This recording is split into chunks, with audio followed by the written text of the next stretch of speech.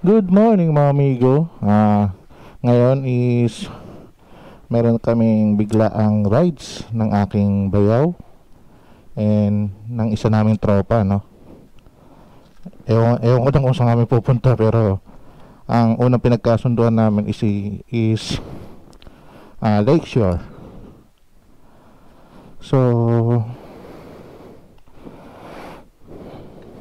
time check is 4:28. So ang assemble time namin sa Petron NLEX Marilao is alas 5. Then ang take off time namin is 5:30. So maaga pa naman dahil nasa Marilao lang naman tayo. Let's go mga lods.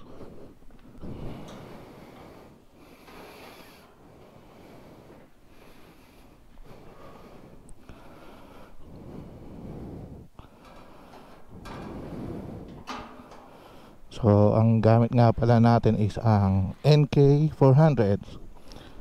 Let's go mga amigo, magtutulak tayo dahil maaga pa. Tsaka naka-Orion yung exhaust na ito, no? So tulak-tulak muna tayo mga amigo.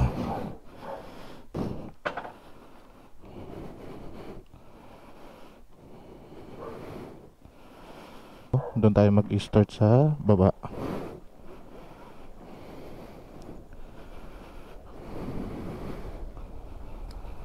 Dito tayo sa main road mag-i-start.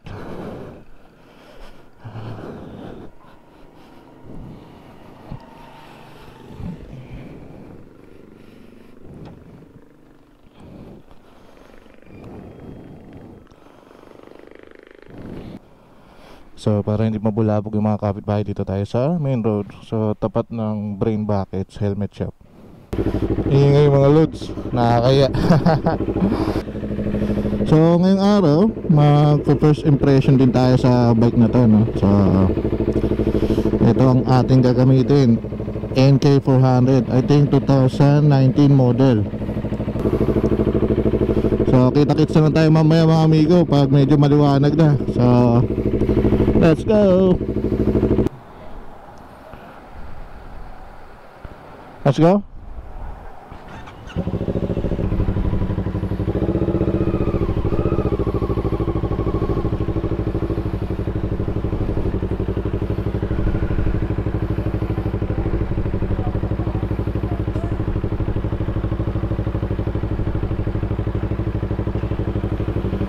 Let's go mga chong.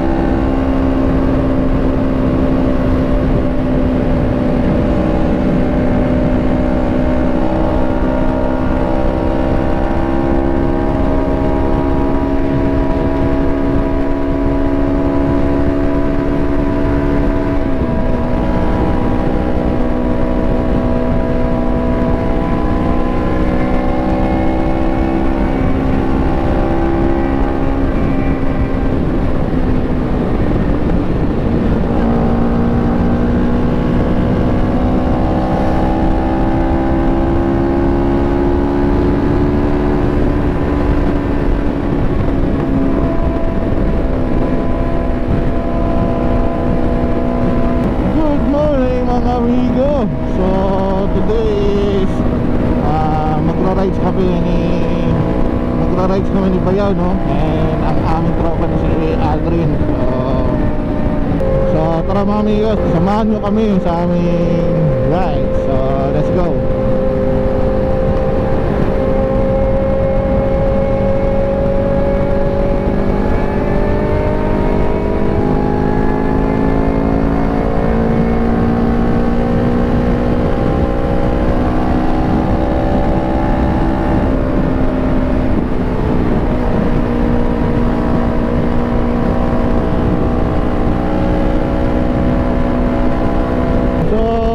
Amigo, first impression natin dito sa NK400, no?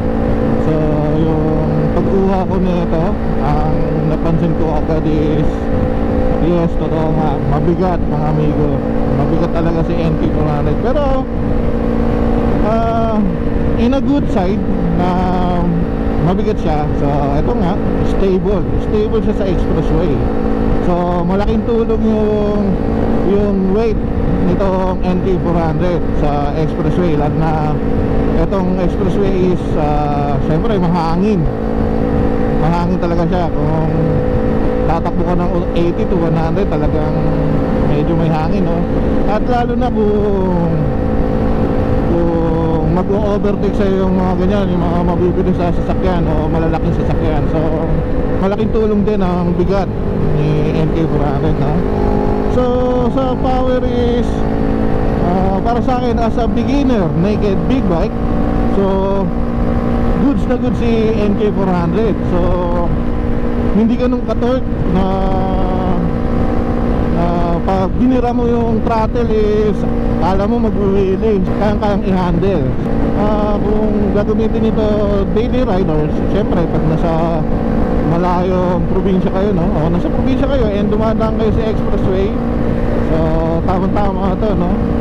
I think nasa ang brand new nito is 219,000 kung hindi ako nagkakamali sa NK400. Not bad, no? Yan, expressway legal, may dadaan-daan mo sa expressway, and sure mga amigos, legit na sa ORCR na 400cc siya. So goods na goods yun. Yun lang mga amigo, no? And enjoy na lang natin tong ating biyahe.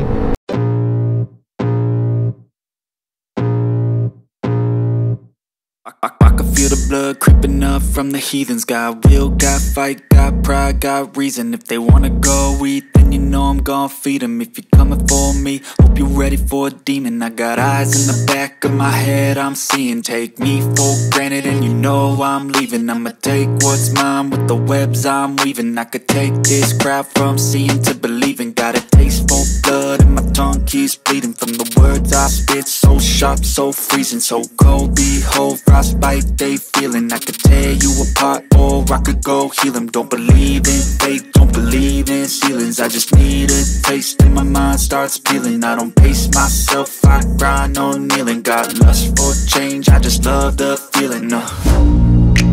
I ain't gonna give up. Got too little time, I'ma live up. Head down, push forward through the tough time. Ang biyahe nga pala natin mga amigo is dapat Lakeshore. So nagbago ang plan. Try daw namin sa Subic. So let's go. So dito kami entrance, no? Sa STX exit. Entrance sa exit.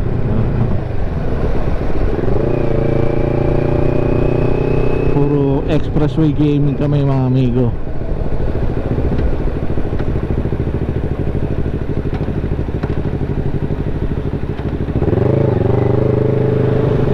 So madaming sasakyan dahil ang dami ng umuwi ng probinsya dahil maluwag na. So mga amigo, kahit maluwag na, siyempre follow pa rin natin mga health protocol na mga pinupuntahan natin. Always at safe distance pa rin. And siyempre lagi magsusuot ng face mask. So ano, halos lahat naman na is naka fully vaccinated na. So ay mga amigo, ingat-ingat pa rin sa okay, dito na kami sa SCTEX. First time ko dito sa SCTEX na naka-motor. So dito kami sa diretso, no? SCTEX South Subic or Clark South.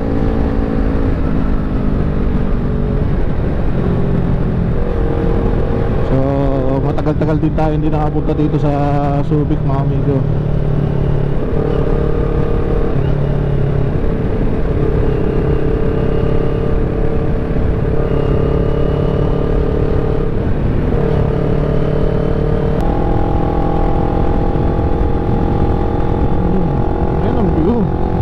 Sarap magka-rides eh, oh.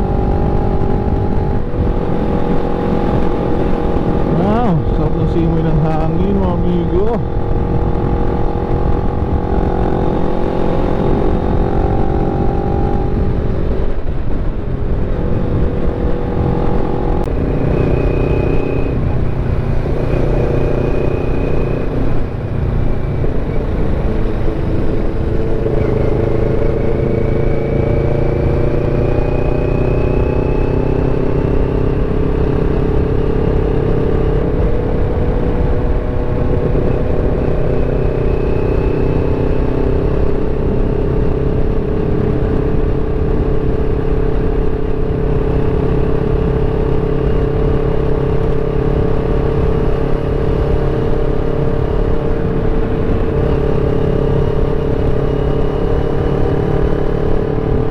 T-Max. Sakit sa bedrock. Ang sakit pala sa bedrock na ito.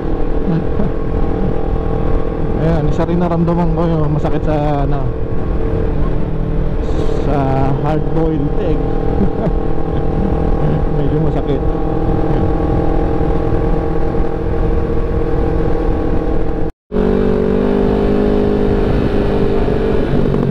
So dito na kami sa Subic. So buti na lang hindi namin nakunan, no? Muntikan pa nga kami mahuli, mga amigo. Buti na lang na warningan na lang kami. So iba talaga yung traffic rules dito, no? Medyo mahigpit pero ayos lang. So malapit na kami sa Suzuki. Tama ba? Oh, tama. Suzuki Beach Resort. So first time namin pumunta doon. Try namin kung maganda ba, no?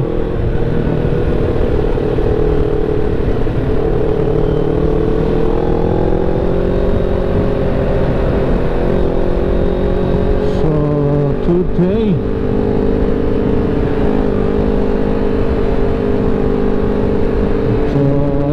Inflatable Island, dito pala yun. So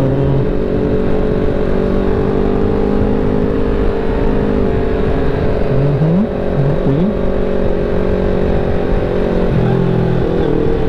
So banking complex.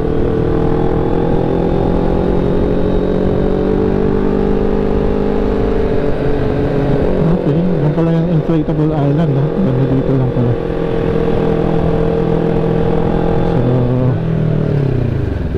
Napaka-epic talaga mga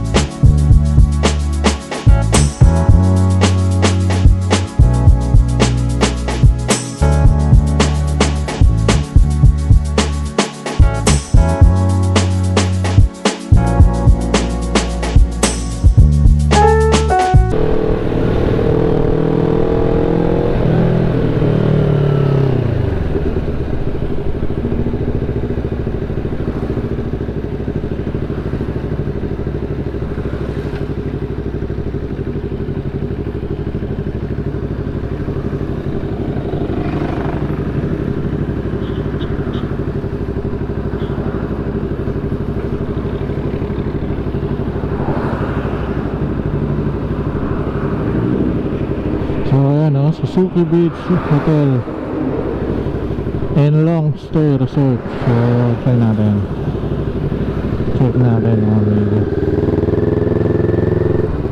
Ayun no.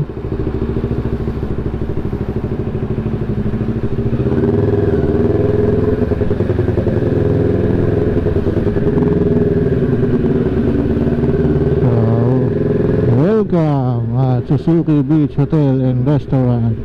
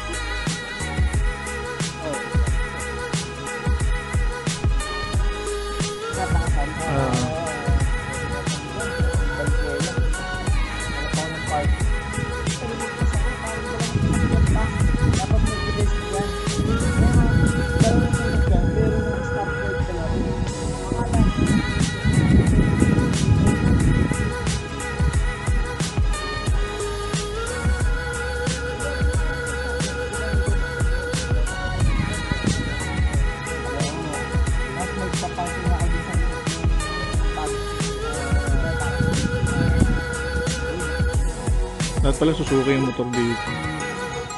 Ay, dapat tinanong natin kaya ate kung may discount na. Suzuki yung sasakyan, yung motor, no? Ah, diretso mo. Okay, thank you.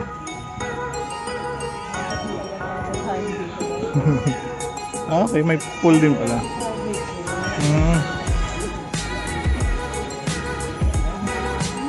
Morning po. May ano rin. Oo, amoy na amoy, no? Layo mo pa lang, no?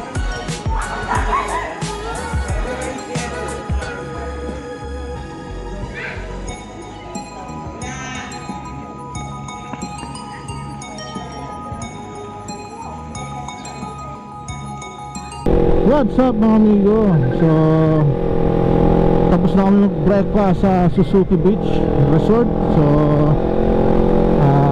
may check lang kami dahil mag-i-inquire kami sa Subic Safari, no? Para may pasyal naman namin yung aming mga pamilya, especially yung anak namin, no? Na syempre mga anak namin na nasa bahay lang. So check natin yung Subic Safari. So magpapahabol kami sa Lion gamit yung mga motor namin. Picture muna guys ha, kasi magpapahabol tayo sa Lion ngayon gamit ang aming big bike. Okay, see you kung merong next vlog, okay?